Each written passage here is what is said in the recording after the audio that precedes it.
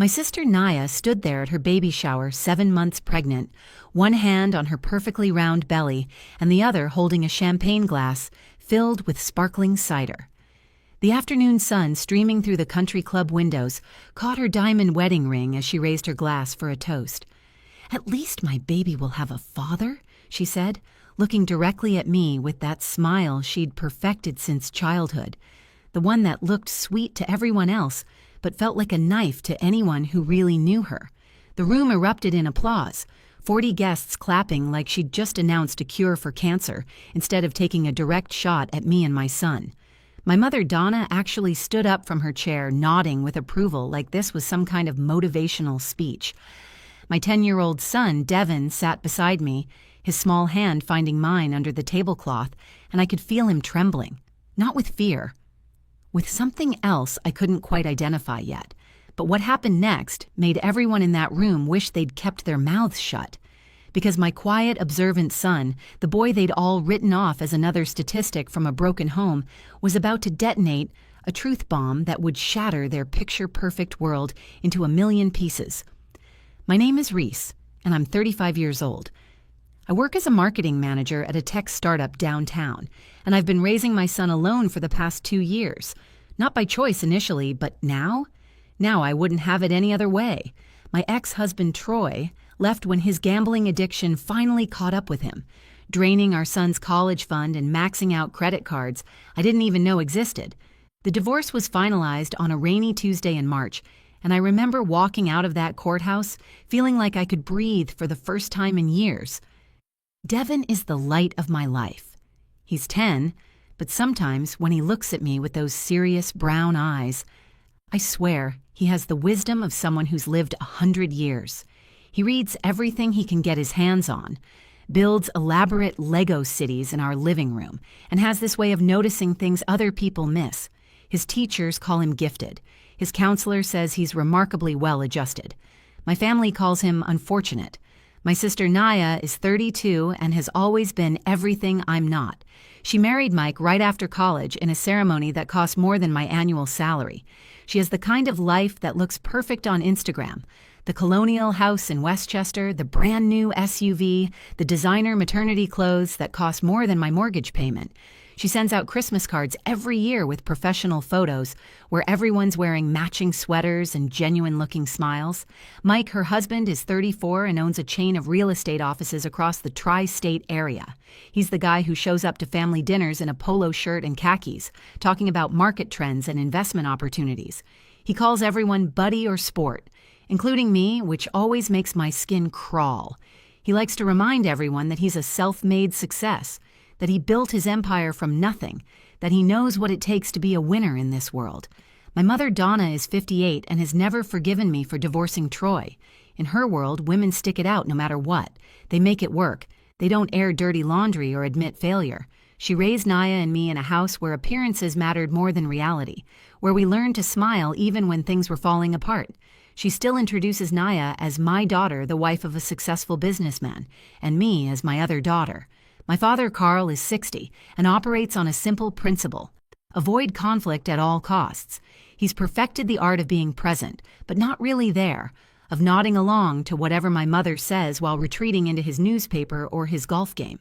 He taught me how to change a tire and throw a curveball, but he never taught me how to stand up to the people who were supposed to love me most. That baby shower was supposed to be Naya's crowning moment, the celebration of her perfect marriage producing its perfect offspring. The room was decorated like something out of a magazine with pink and gold everything. There were games with prizes, a candy bar styled to match the decorations, and a cake that looked too beautiful to eat. Everyone there had been carefully selected to witness and validate Naya's success story. What none of them knew was that sometimes the people pointing fingers have the most to hide, and sometimes a 10-year-old boy can see truths that adults spend their whole lives avoiding. I should have known the baby shower would be a disaster when Mom called me 3 times that morning to remind me to dress appropriately and not make this about you. The first call came at 7 while I was packing Devin's lunch. The second interrupted my shower. The third caught me as I was trying to wrestle Devin into his good polo shirt, the one without the tiny stain on the collar that I'd been hoping no one would notice. "Reese, I'm serious," Mom said through the phone speaker while I fixed Devon's collar. "This is Naya's special day. She's been planning it for months. Just smile, give your gift, and try to blend in." Blend in. That had been my assigned role in the family for as long as I could remember. Be quiet while Naya shined. Don't make waves while Naya sailed smooth waters. It had been 2 years since my divorce from Troy, and apparently that was still the family scandal that defined me, the thing that made me someone who needed to blend in rather than stand out. The Rosewood Country Club looked like something from a movie when we pulled up. My 8-year-old Honda Civic felt out of place between the Mercedes and BMWs in the parking lot. Devon noticed too, though he didn't say anything. He just straightened his polo shirt one more time and grabbed the gift bag from the back seat. "You remembered the card, right, Mom?" he asked, and I loved him for trying to make sure we did everything right, that we didn't give them any ammunition. "I remembered everything, baby. We're going to be perfect guests." The garden room had been transformed into what looked like a Pinterest board come to life. Pink and gold balloons formed an arch over the gift table where presents were already piled high. Mason jars wrapped in lace held pink roses and baby's breath. A banner reading, "A little princess is on the way," stretched across one wall in glittering letters. There were even those elaborate centerpieces on each table, the kind with floating candles and pearls that probably cost more than my weekly grocery budget.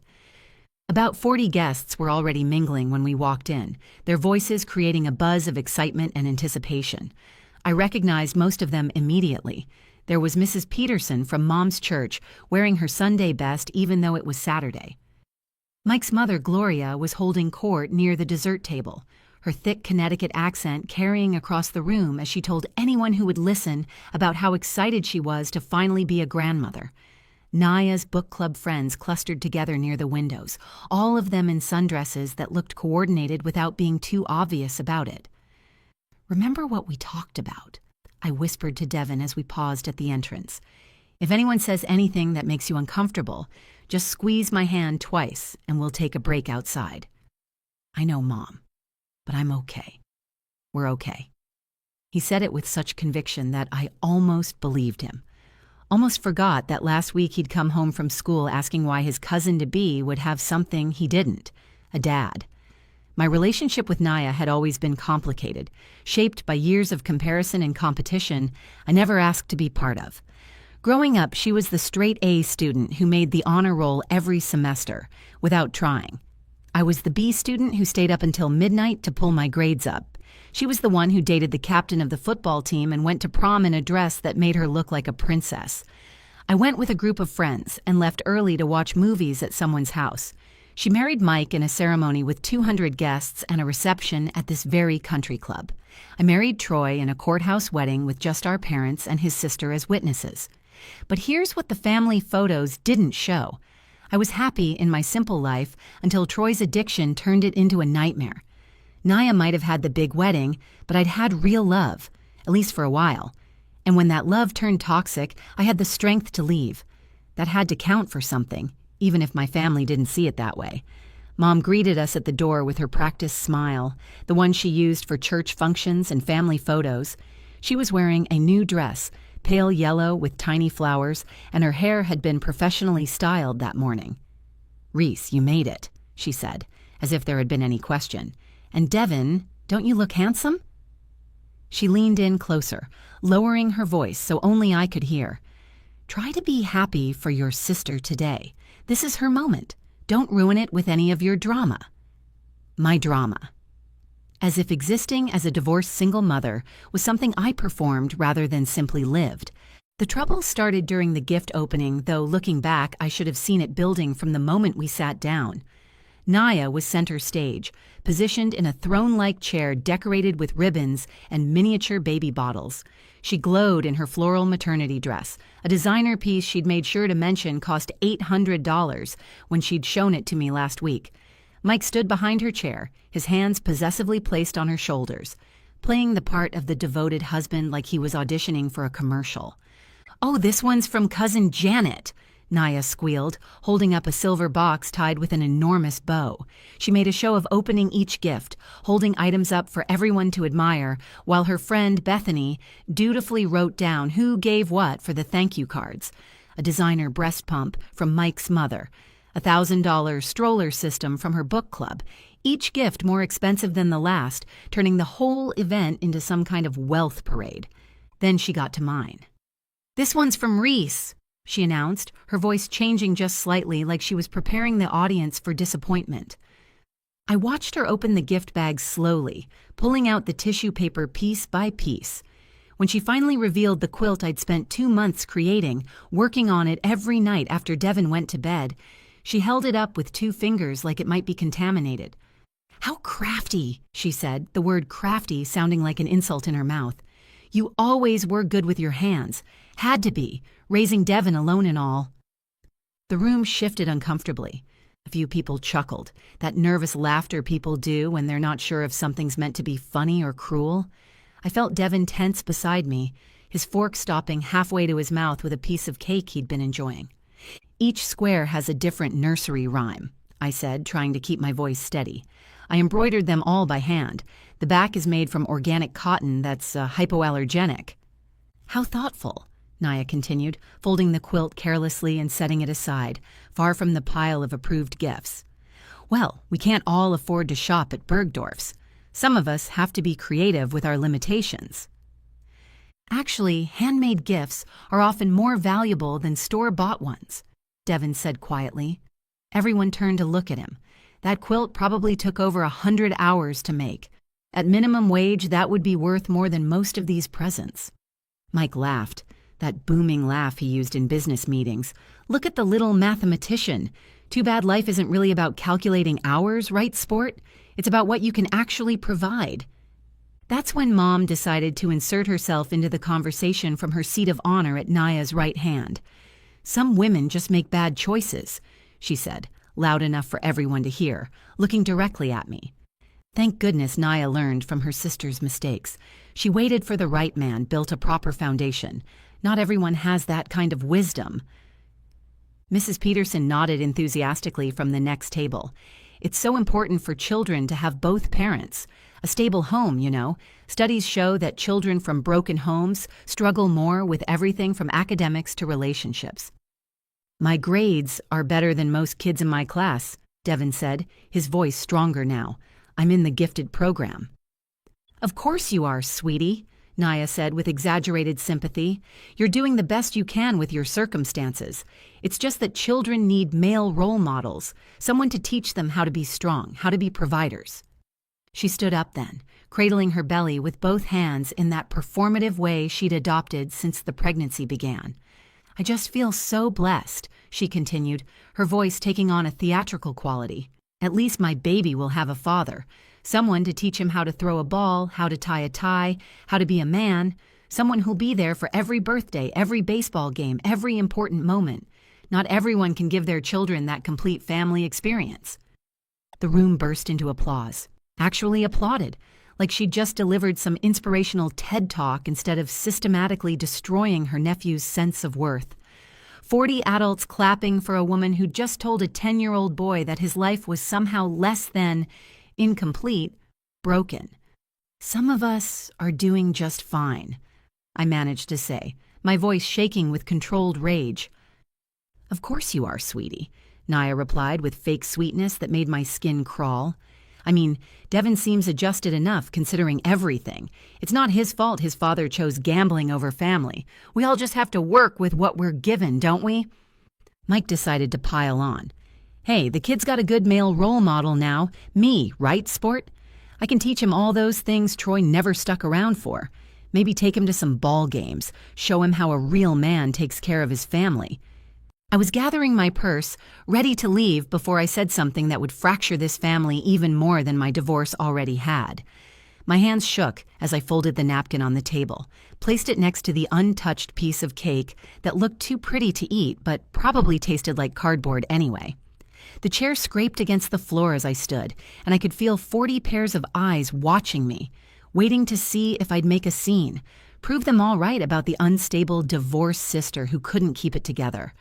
"Come on, Devin," I said quietly, reaching for his hand. "Let's go." But his hand wasn't there. Instead, he was standing up, his chair pushed back with deliberate precision. His face had changed from the hurt expression he'd worn moments ago to something else entirely.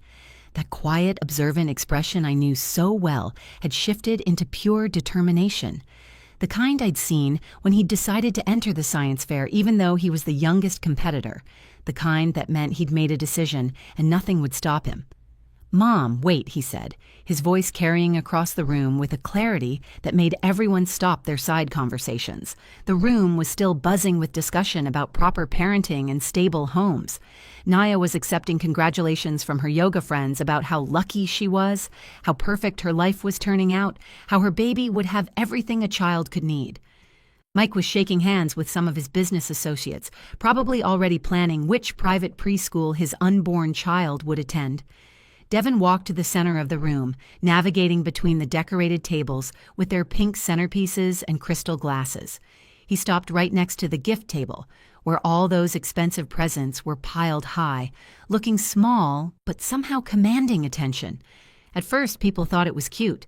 The little boy from the broken home wanting to say something sweet to his aunt, probably to apologize for his mother's attitude or to congratulate Naya properly.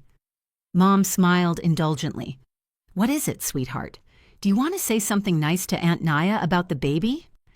"Actually, Grandma, I have a question," Devin said, turning to face Naya directly. His voice was steady, almost conversational, like he was asking about the weather. Naya smiled that condescending smile she'd perfected, the one that made you feel like a child even when you were right. "Of course, sweetie. What is it? Do you want to know about the baby? Are you excited to have a cousin?" "I am excited about the cousin," Devin said, nodding thoughtfully, "but that's not my question." He paused, and I swear you could hear the ice clinking in glasses as people waited. Something in his tone had shifted the energy in the room, turned it from patronizing amusement to uncertain attention. "Aunt Naya," he continued, his young voice cutting through the garden room like a blade through silk. "Should I tell everyone about Uncle Mike's other family?" The words landed like a bomb in slow motion. I watched Mike's face drain of color, his hand freezing midway through a handshake with Dr. Morrison from the country club. His perfectly styled hair suddenly looked disheveled even though he hadn't moved. The confident real estate mogul persona cracked like an egg, revealing something raw and panicked underneath. "What are you talking about, buddy?" Mike said, trying to laugh it off, but his voice cracked on the word buddy, that fake friendly term he used for everyone suddenly sounding desperate. "Kids say the funniest things, don't they?" But Devin wasn't laughing. He wasn't even smiling. He pulled out his phone, the one I'd given him for emergencies only, the one he barely used except to call me when practice ran late. He held it up, not dramatically, just matter-of-factly, like he was presenting evidence in a science project. "Last month when you took me to that baseball game, remember? The one where you said you were teaching me about being a man?" Devin's voice remained calm, but there was steel underneath it. "You said you had to stop by your office first. But we didn't go to your office, Uncle Mike. We went to a house in Riverside, a blue house with a broken mailbox and a swing set in the front yard." The room had gone completely silent. Even the catering staff had stopped moving, frozen with champagne bottles half poured and plates half cleared. Naya's perfect pink and gold world hung suspended, waiting for the next words that would either restore it or shatter it completely. "A lady named Brittany answered the door," Devin continued, each word precise and clear. "She had brown hair and was wearing hospital scrubs because she's a nurse. And there was a little girl with her, a little girl with curly hair who ran to you and called you Daddy." The room froze completely. You could have heard a pin drop on the country club's marble floor, except no one dared move enough to drop anything. 40 guests stood like statues in a museum, their champagne glasses suspended mid-air, their fake smiles sliding off their faces like melting wax. "That's ridiculous," Mike stammered, his usual commanding voice reduced to something thin and desperate. "The kid's confused. I was showing a house to a client. You know how kids are. They misunderstand things." "The little girl had your eyes," Devin continued, his 10-year-old voice cutting through Mike's protests with surgical precision. They're green with that little brown spot in the left one, just like yours. She was wearing a frozen dress and light-up sneakers. She said, "Daddy's home," when she saw you, and you picked her up and spun her around. You gave Brittany an envelope of cash and told me it was our secret. You said boys need to learn that sometimes men have responsibilities they don't talk about. Naya's perfect composure started cracking like ice on a pond. "Mike?" Her voice was barely a whisper, but in the silent room, it sounded like a scream. "Baby, it's not what it sounds like." Mike started moving toward her, but she stepped back, her hand protectively covering her belly.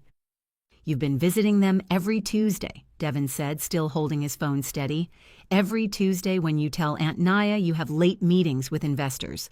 I know because you picked me up from school 3 Tuesdays last month when Mom had to work late. You said you were being a good uncle, helping out. But we went there each time. Brittany called you her daughter's father. She said Cadence had been asking when you'd move in with them full time. The girl's name is Cadence. She's 4 years old." My mother stood up so fast her chair tipped backward, clattering against the floor. "This has to be a misunderstanding. This child is lying. He's making things up for attention." "I have pictures," Devin said simply, with the same tone he used when presenting his science fair project. "You taught me to always document things, Grandma. You said that's what smart people do. That's what successful people do." He turned his phone screen toward the room, swiping through multiple photos with the efficiency of a prosecutor presenting evidence. The first showed Mike on the porch of a small blue house, hugging a little girl while a woman with long brown hair stood in the doorway. The second captured him, pushing the girl on that swing set, both of them laughing. The third showed all 3 of them at what looked like a backyard barbecue, Mike wearing an apron that said, "Dad's Grilling." Naya grabbed the phone from Devin's hands, staring at the screen like it might change if she looked hard enough. Her face cycled through disbelief, recognition, and finally, pure rage. She threw the phone back at Devin, who caught it smoothly and turned to Mike. 4 years, she screamed, her perfect baby shower voice replaced by something primal. "She's 4 years old? We've been married for 6 years, Mike, 6 years." "Naya, please, let me explain." Mike reached for her arm, but she jerked away so violently she knocked over the gift table. Expensive presents crashed to the floor, the designer breast pump breaking open, tiny bottles rolling across the marble. "Explain what? That you have another child? That you've been living a double life?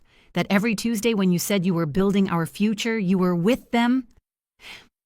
Mike's mother, Gloria, let out a wail that sounded like a wounded animal. "This can't be true. Michael, tell them it's not true." "The little girl goes to Riverside Elementary," Devin added quietly. "She's in pre-K. Her favorite color is purple. She has a cat named Whiskers that Uncle Mike bought her for her 3rd birthday.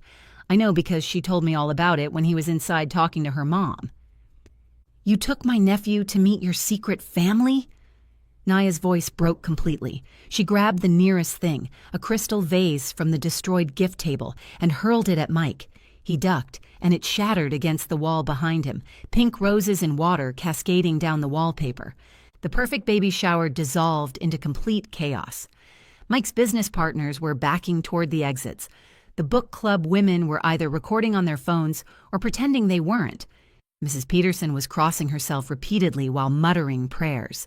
My mother sat down heavily in her chair, fanning herself with a baby shower program, the pink and gold paper fluttering uselessly. "Get out," Naya said, her voice dropping to something dangerous. "Get out now." "The baby, think about our baby," Mike pleaded. "You mean like you thought about Cadence?" Naya laughed, but it wasn't really a laugh. It was something sharp and broken.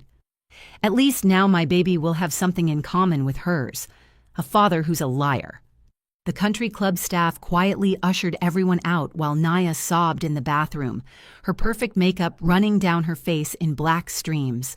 The garden room looked like a war zone with overturned chairs, scattered gifts, and pink decorations hanging at broken angles. Mom went with Naya, but not before stopping in front of me and Devin. "Did you know?" she asked me, her voice accusatory even now, even after everything that had just been revealed. "Did you put him up to this?" "No, Mom. Unlike some people, I don't keep secrets that destroy families. I just survived the destruction of my own." She turned to Devin, her face a mixture of anger and disbelief. How could you do this to your aunt? How could you ruin her special day? That's when I stepped forward, putting myself between my mother and my son. How could you do what you did to him? He sat here listening to you all tear his mother apart, call his life incomplete, suggest he's damaged goods because his father isn't around, and you want to blame him for telling the truth? Devin looked up at me, then at his grandmother, his young face showing a maturity that broke my heart.